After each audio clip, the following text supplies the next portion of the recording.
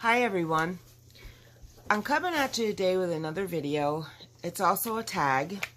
It's a cringe tag, and it's started by a YouTuber I just started following.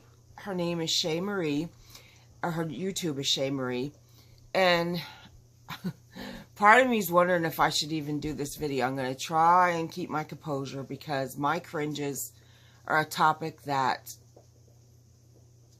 is near and dear to me.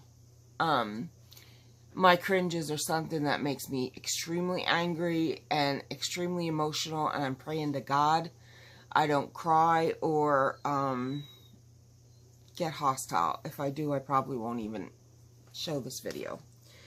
But let me start. There's a few things that is everybody's cringe, I think. I'll get to them first. People that chew with their mouth open and smack their food. I cannot. I mean, I could be watching a video and like a mukbang or whatever the heck they are. I watched one once to see what I didn't watch one. I went into one. I could not watch it because it made me crazy. I wanted to slap them across the head. How do you watch somebody and hear this concept? And even the expression, I can't. It goes through me like nails on a chalkboard. No way can I do that. People that blow their nose at a table, especially in a restaurant. Are you serious? Where are people's manners? That is probably the grossest thing, along with sneezing and not covering your mouth. Come on now. I mean, it's always the older. Oh, and that brings me to people that use hankies. They blow their nose, they wad it up, they put it in their pocket. They bring it out, they blow their nose. Not only would I not do that, if my husband did that, he wouldn't even put that in my washer. It would not happen. No, that's gross. Okay, let's see. The rest, I want to make sure I wrote it down as I was watching this video. Okay. Kids with snotty noses. People, can you not either A, clean your children's faces, or B, I mean, I'm talking little kids, so we ain't even going to B. Children that can't do it themselves, and you see these kids snurfing up their snot, or they're like all dried and ooky. No. My dogs, I am constantly wiping their eyes, or even if they have a little fuzzer on them. I mean, I'm picking fuzz off them. Like, it's not often, but hello, I have covers on my furniture. They roll around outside. They get dirt on them. And I'm constantly cleaning my dogs. But there's people that don't clean their kids. Are you for real? I'll never understand that. And I certainly don't want a snot-nosed kid coming up against me and getting on me. And yes, if you cannot tell, I have a thing with snot. Ugh.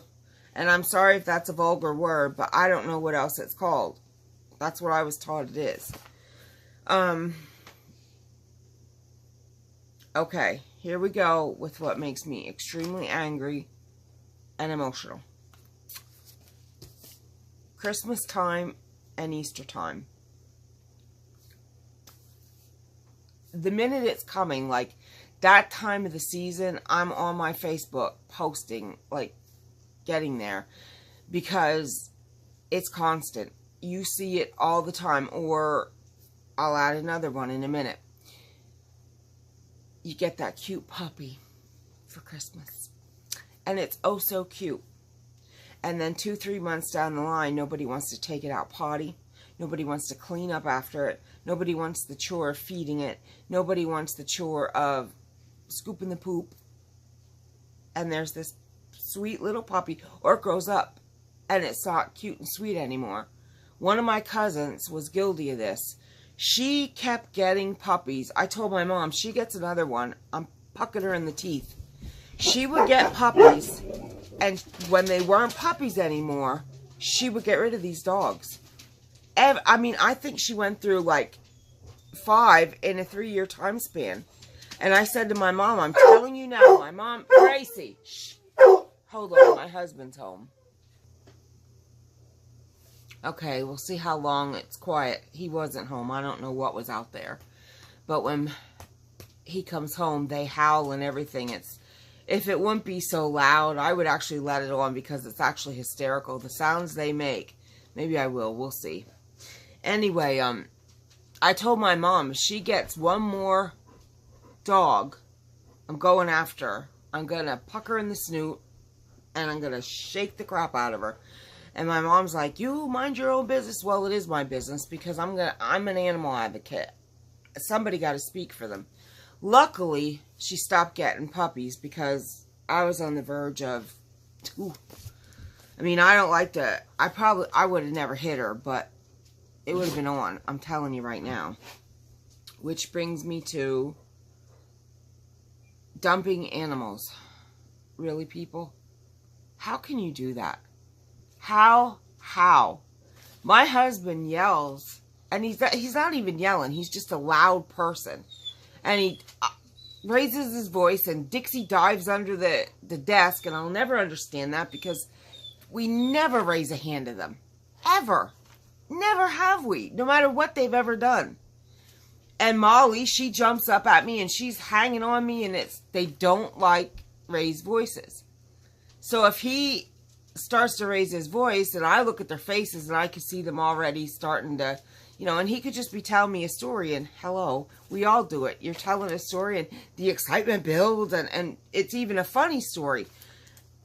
But if he would, like, raise his voice, like, say, bad, and they look at me, and their eyes are like, oh, that's it, I lose it, I cry. I want to know how somebody can dump a dog, a cat. How do you do that and live with yourself? Seriously. How can you do that and lay your head on your pillow at night? That is just sickening. I can't even imagine. You know, that people, it starts with not spaying and neutering, and that's another one of my cringes. You don't take care of your animals when you get them. Why are you doing this? You know, I don't know if it's because, well, it's probably a big influence, I'll say. From the time I was little, Bob Barker was on our TV every weekday. I mean, I grew up with The Price is Right. And if anybody knows anything about Bob Barker, The Price is Right, every show before he closed, he would say, spay and neuter your pets. And I'm telling you, that was ingrained in me, and I'm going to thank Bob Barker for that. And I am a big spay neuter. It has to be done. I mean, and that brings me to breeding. Irresponsible people breeding. If you're not breeding for the betterment of the breed, for the love of God, what are you breeding for? You know, I had the most beautiful, kindest, lovingest, gentlest, gorgeous, quality shepherd. Madeline's father was a champion in Shittown or Shitetown or however you say that. And he was on Forensic Files 5 times. Madeline was what every German Shepherd parent dreams of. I mean, she was, if I could have half the compassion, heart, and love Madeline had in her, I'm one hell of a human being. Let me put it to you that way. She was just amazing. Sadly, we lost her in January. That was my whole heart. I had so many people come to me and say, you got to breed her. I mean, she was a baby. She was gorgeous. And I was like, absolutely not. And I worked at the local Hess convenience store. And there was a man who had a white shepherd. Beautiful. He had the same type temperament, the same demeanor. And they would have made, I mean, I wouldn't have bred, if I was going to breed, first of all, I would have never white with a black and tan. No. But I would never breed. I don't believe in it. He begged me. And I'm like, absolutely not. She's getting spayed. when it came time for her to get spayed, and he knew, because from the time I got her, I took her everywhere, and I used to carry her in my arm, you know. There she was up here with her hands and her face against mine and her little boom boom in my arm, and everybody said to me, how long you think you're going to carry that German Shepherd around? As long as I can. So he knew about when she was getting 5-6 months old, and he came in specifically to see me at the station one day, and he said, you know, I'm going to ask you one more time. I'll pay you. I said, absolutely not. He got livid with me. Left the store, and he like hit the wall on the way going out. I didn't get her for that. I got her to love her. I got her to care for her. I got her to give her everything I could possibly give her and make her life the best I could. And at 5.5, 6 months old, Madeline got spayed. Madeline was never registered, and Madeline, she was an AKC. I never even registered her. For what? I wasn't about to breed her. I wasn't going to show her. So, oh, it starts. I wasn't going to show her, so what was the point? I got her to love her and nothing more. There was no reason for me to register her. I'm going to pause this because it's going to get crazy. I'll be back. Okay, he's home, so now I should be able to finish this. So, you know, I touched on inoculating and vetting them. That's another thing. I mean, you find a way. And I don't take my dogs anywhere around other dogs because I don't trust that people inoculated their dogs. I just don't. And not getting them rabies shots blows my mind. So I'm very funny with my dogs. I'll tell you that right now. I don't let them around other dogs. In fact, I'll tell you a quick story. We live in the country, and there's this constantly you'd see this little Yorkie running on the road. Well, if you weren't careful, you were going to mow him over, and I was terrified. We wouldn't have hit him because we knew we always were careful going around that area. But I said to him, if we pass by one day and I see that poor dog laying dead, I'm going to flip my lid. Well, we didn't see him for a while, and I remember saying to my husband, I don't know what happened there. And he said, who knows? And I'm like, oh God, it makes me sick. Well, a month or two later, I was on my way to the store, and there he is, on the road. And I thought to myself, no way, we're done. So he's running right in the middle of the road, and he's right by where a curve comes. So if a car was coming the opposite way, they never would have saw him. So I stopped, and I got him, and I took him, and my initial plan, because I knew about where he came from, my initial plan was to knock on the door, excuse me, and give him a what for. Well, I picked this dog up. I felt bones. He was filthy. And I thought, you know what? They don't even deserve this dog. It's constantly run. Well, it was before. Like I said, we didn't see it for a while. But it was running. It wasn't cared for. You don't let your dogs run in the road. I mean, are you crazy? And I said, there ain't no way. I said, buddy, you're going with me. So, knowing they didn't take care of this dog, there was no way he was coming into my house with my dogs. So straight to my vet I went. And I paid $70 to get that dog checked over, rabies shot, and regular shots. It turned out he never wound up coming home with me. I lucked out. There was a lady there with her cat, and they had lost their dog a couple months prior, and her son wanted a dog, but she didn't know if he'd want that dog. So she took pictures and stuff. I tried to talk her into taking him right then, but it didn't work. She wanted to go home and talk to her son. As I picked him up from my vet's after I got done my shopping, I was en route home on the one road, and I just headed towards my house, and bam, I got a phone call from her. She wanted the dog, so all I had to do was turn around and go back the other way, and I never saw the dog again. I mean, I know of the dog. She's a regular client at my vet, and I hear about him all the time. They love him to death. So, that wasn't even my dog. But I knew that if I was going to bring him into my house, I certainly wasn't putting my dogs in jeopardy. The responsible thing to do was make sure the dog had shots and stuff. Did I have the extra money? Heck no. But I wasn't going to let the dog out to get killed. How do you think I would have felt if on my way home that dog would have been laying dead when I could have stopped that from happening on my way going? I'm sorry. Now, apparently I did something bad. You're not supposed to take a dog like that and not... I did know who the owner was. I didn't know which house, but I knew it was one of two.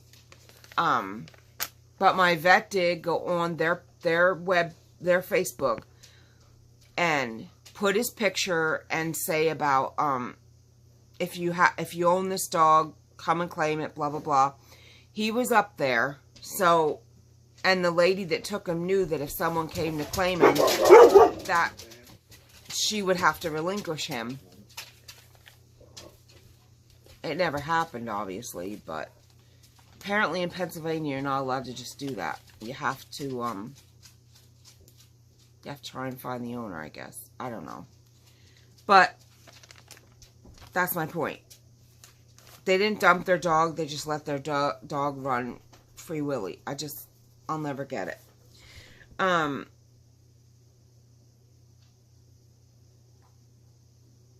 When people let their... I had to read my paper. When people let their kids tease and torment dogs, like, you see these kids jumping on dogs, pulling their tails, pulling their ears. Listen, they're dogs. They can't speak to you, okay? What do you think's going to happen when that dog tires of it?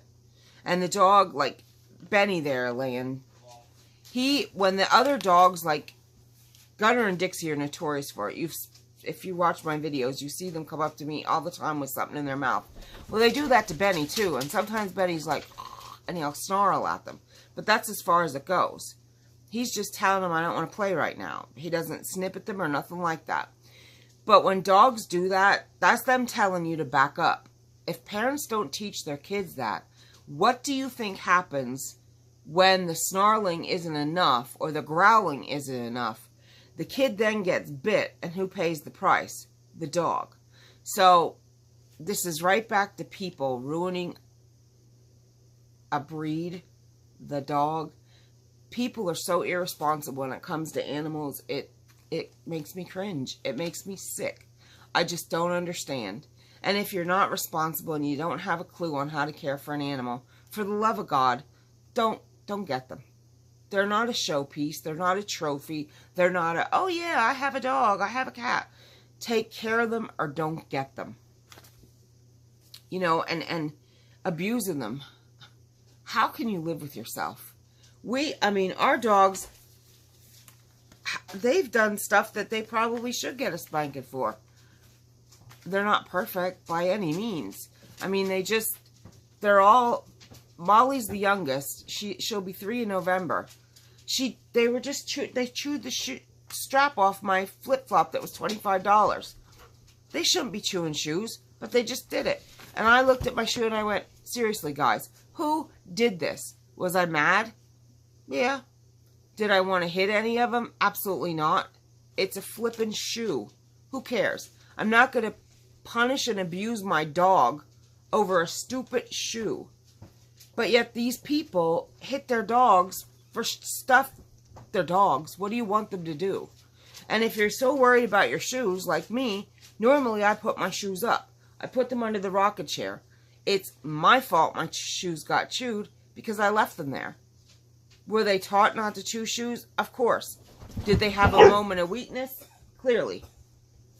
Why are you hitting them? I'll never understand that. And if you think hitting a dog teaches them anything, violence begets violence. All you're teaching them is cruelty. You get what you give.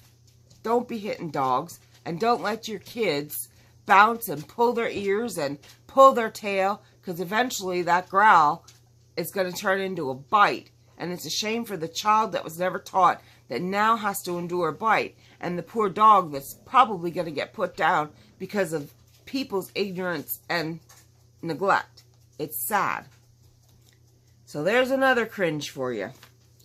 When people pick them up by their arms, oh, I want to go right through the ceiling.